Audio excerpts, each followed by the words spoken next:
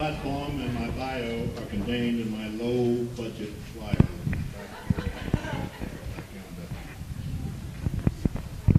My opponent was unopposed, and no elected official should be re-elected without opposition.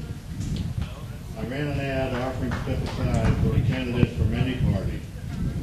It is easy to run against an incumbent because they have a vulnerable record. In this case, not just a dismal record, but an abysmal one. There was a lack of due diligence. To put it politely, the board had their heads buried in the sand. 4 years ago, I ran for the same office against the same opponent. He trounced me nearly 3-1. Me getting the Democratic vote, and he, the Republican plus the Independent, will vote for the first name on the ballot when they don't have a candidate. I carried the only precinct which had the majority of registered Democrats. It was a party vote. There are a few copies of early September voter registration precinct listings available with my economy flyer. Until we get more Democratic candidates to run, we need to take a hard look at the independent to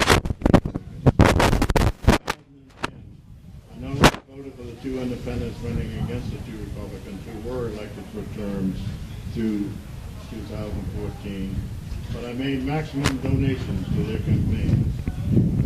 Without all the peas in one pod, it might have been a different tourism bureau story. It would have watered down the Republican control picture, and Democrats would have eventually gained by it. If the two independents had won, and I were to win this round, we would be looking at a 2-2-1 board with no party having control. Coalition. Not very many Democrats voted in the Republican primary. One of the two Republican county commissioners who was not running for re-election ran against the appointed tax collector incumbent and was soundly beaten. I received some unwelcome flack at one of the other venues for advocating for the incumbent.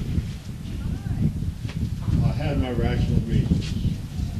The lopsided vote in favor of the incumbent was an indicator that Republicans really did take notice of how the commissioners loved their duties. Had the vote gone the other way, even if only by one vote, my chances right now would be 0.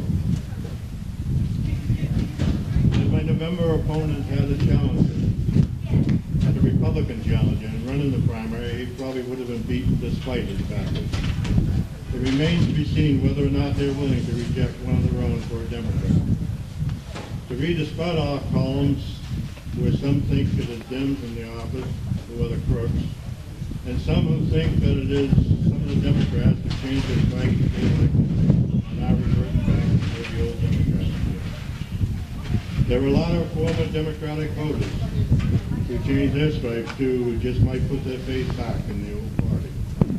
I have heard from some who welcome an alternative to the incumbent. I would say my chances are better than 2008, maybe 50-50, if we get a Democratic turnout and independents follow the look at the name before filling in the order. There are other factors which have to be factored in. The state investigation of tourist and British petroleum theft. They have charged one commissioner with just misdemeanors.